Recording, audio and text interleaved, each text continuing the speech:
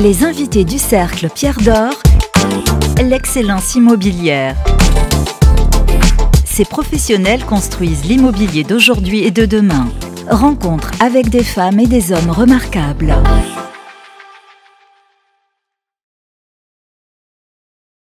Bienvenue sur imoweek.fr pour ce nouvel épisode du Cercle Pierre d'Or invite. Le Cercle Pierre d'Or invite aujourd'hui Raphaël Amouretti. Bonjour. Bonjour. Merci d'être avec nous. Vous êtes le président de Catella Property Consultant, une société qui se porte comment ce début d'année 2025 ?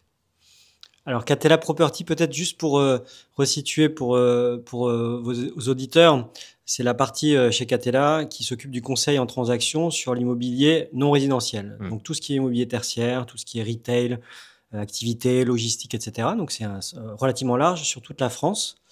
Les activités complémentaires de Catella, c'est l'équipe Catella résidentielle qui gère toute la vente en bloc, la vente au détail de résidentiel et la partie Catella Valuation Expertise. Donc, si on parle de Catella Property, je dirais que le plus dur est derrière nous. Vous n'êtes pas sans savoir que nous avions deux fondateurs de Catella qui sont partis l'année dernière. Et nous avions également un certain nombre de collaborateurs historiques qui ont quitté la société à partir de 2020. Donc, on avait tout un travail de réorganisation, tout un travail pour repenser l'avenir de Catella Property. Ce qui a été fait, c'est chose faite aujourd'hui. On vous avait interrogé d'ailleurs chez Imoweek, on vous avait interviewé les différentes parties de Catella pour expliquer un petit peu tout ça. Donc effectivement, c'était il y a un an. C'était il y a un peu plus d'un an et on s'était donné une feuille de route sur 2024 qui a été en grande partie réalisée, principalement dans un premier temps en région. Notre équipe en région avait eu un certain nombre de départs, qu'il a fallu repenser. On en a profité pour repenser notre approche en région. Nous n'étions présents que à Lyon et à Nantes. Nous avons ouvert un bureau à Lille, nous avons ouvert un bureau à Aix-Marseille. Donc l'équipe en région aujourd'hui, elle est opérationnelle. Elle est accompagnée de 2 analystes aujourd'hui. Et puis il y avait tout un travail également à faire sur l'équipe Capital Markets en Île-de-France.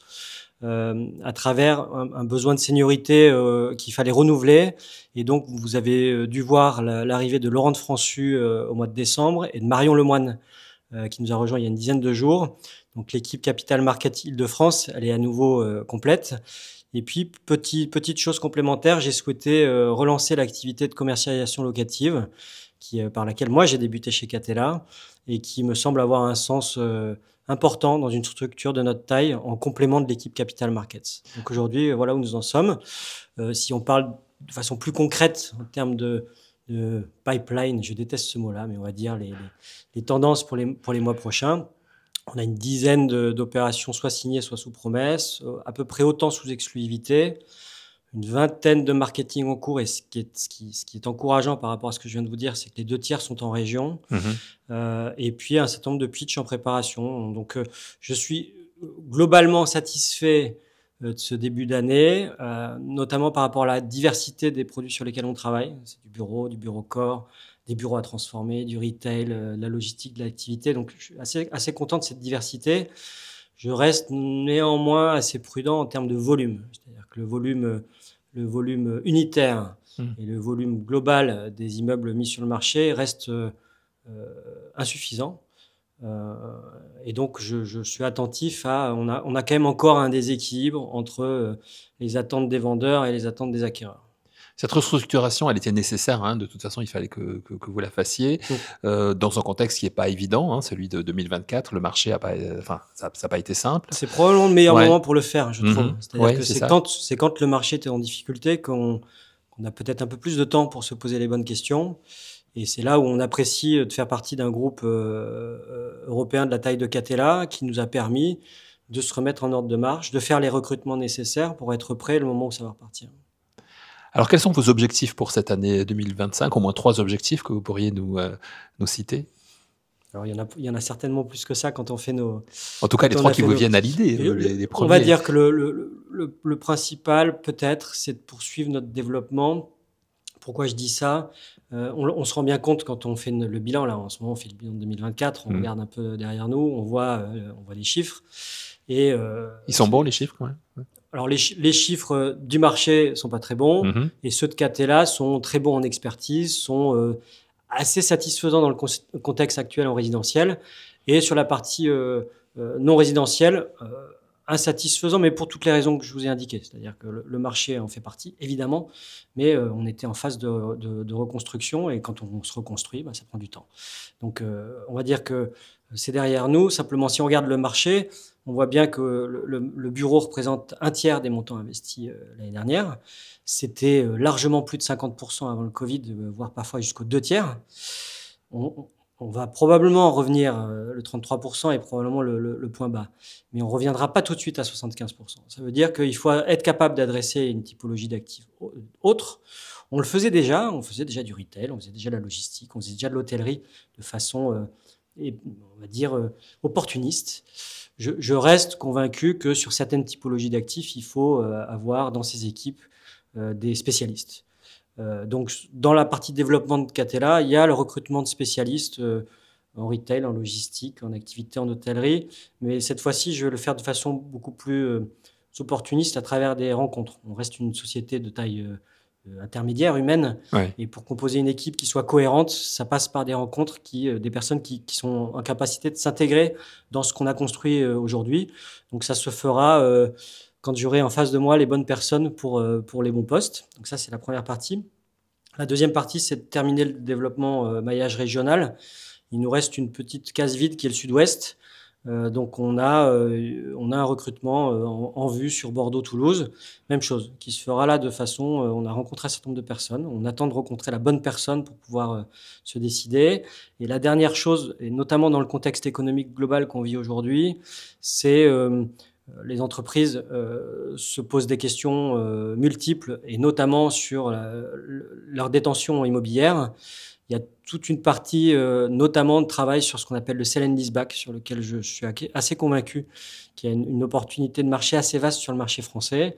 Et on a là un recrutement en cours qui est bien avancé, qui devrait se concrétiser là sur le premier trimestre, spécifiquement pour quelqu'un qui va nous accompagner sur cette notion de sell and leaseback et d'accompagnement des entreprises utilisatrices. Ça fait partie des tendances émergentes que vous voyez sur le marché, justement. Alors, je dirais pas que c'est une émergence. La partie sell and leaseback, elle est vraiment liée à des conditions de marché et des conditions économiques qui font qu'un certain nombre d'entreprises, lorsqu'elles ont besoin de cash pour pouvoir développer leur propre business, elles se tournent vers ces sources de cash. Et une des sources de cash, c'est l'immobilier qu'elles détiennent en direct et sur lequel elles ont besoin qu'on puisse les accompagner pour fabriquer. On ne parle pas forcément d'une externalisation complète, mais donc on les accompagne sur ne serait-ce que la valorisation. C'est là où la Catella Valuation chez nous prend tout son sens.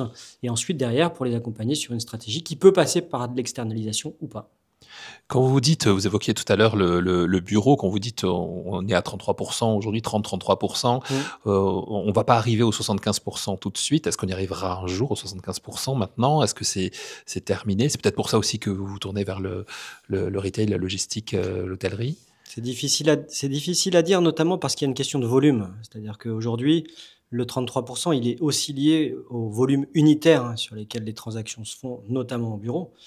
Nous, l'essentiel des transactions sur lesquelles on a travaillé sur du bureau parisien, c'était des volumes entre 10 et 40 millions. Je mets à part le portefeuille de l'Institut Pasteur sur lequel on a travaillé, qui est de plus de 100 millions, mais c'est 5 immeubles. Donc, on voit bien qu'aujourd'hui, les grosses transactions de l'année dernière, en volume, elles se sont essentiellement faites sur de la logistique et des portefeuilles en logistique, et beaucoup moins en bureau.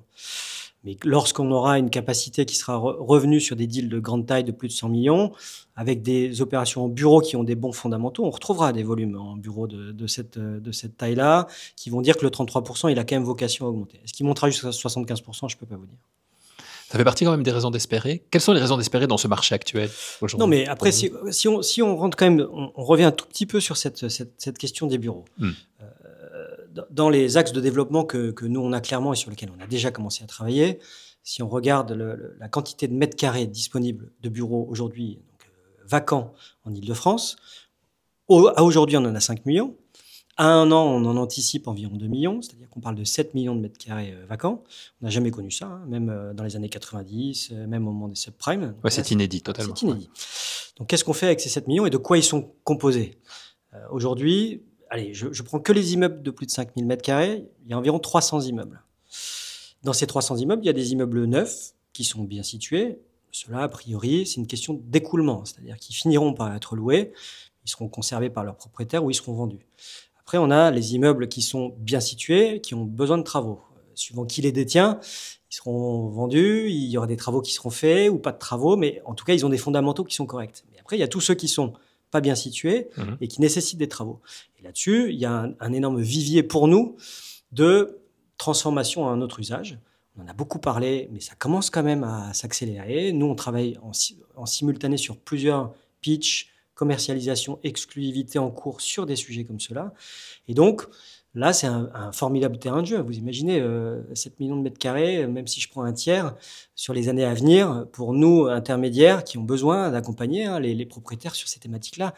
Ils savent pas forcément par quel bout le prendre. Il y a toute une réflexion à avoir, rencontrer les directions de l'urbanisme, essayer de donner la bonne valorisation, trouver les bons investisseurs. Tout ce parcours-là, au fur et à mesure qu'on réalise ce type de marketing, on a construit un savoir-faire qui est intéressant et pour lequel on voit quand même de nombreuses années devant nous sur lesquelles on va pouvoir travailler. Oui, c'est ça, c'est ces leviers de transformation dont on parle depuis longtemps. Ça y est, maintenant, on y va concrètement, quoi.